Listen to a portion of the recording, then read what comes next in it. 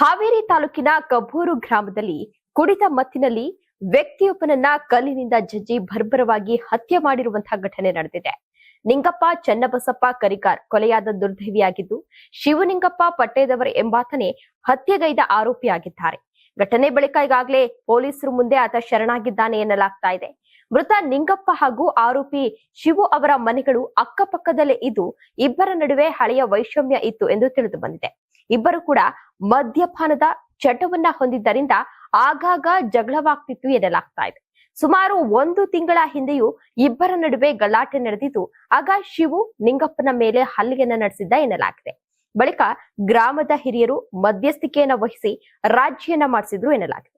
ಆದ್ರೂ ಇವರಿಬ್ಬರ ನಡುವೆ ವೈಮನಸ್ಸು ಮಾತ್ರ ಮುಂದುವರೆದಿತ್ತು. ಮತ್ತೊಮ್ಮೆ ಇಬ್ಬರ ನಡುವೆ ಮಾತಿನ ಚಕಮಕಿ ನಡೆದಿದ್ದು, ಕೋಪಗೊಂಡ ಶಿವು ಕಲ್ಲಿನಿಂದ ನಿಂಗಪ್ಪನ ಮೇಲೆ ಏಕಾಏಕಿ ಹಲ್ಲೆಯನ್ನ ನಡೆಸಿದ್ದಾನೆ. ಇದರ ಪರಿಣಾಮವಾಗಿ ತೀವ್ರ ರಕ್ತಸ್ರಾವಗೊಂಡ ನಿಂಗಪ್ಪ ಸ್ಥಳದಲ್ಲೇ ಮೃತಪಟ್ಟಿದ್ದಾರೆ. ಘಟನೆ ಬಳಿಕ ನಾನೇ ಕೊಲೆ ಮಾಡಿದ್ದೇನೆ ಎಂದು ಆರೋಪಿ ಶಿವು ಹಾವೇರಿ ಗ್ರಾಮೀಣ ಪೊಲೀಸರ ಮುಂದೆ ಶರಣಾಗಿದ್ದಾನೆ. ಇನ್ನು ಪ್ರಕರಣವನ್ನ ದಾಖಲಿಸಿಕೊಂಡಿರುವಂತಹ ಪೊಲೀಸರು ಮುಂದಿನ ತನಿಖೆಯನ್ನ ಕೈಗೊಂಡಿದ್ದಾರೆ.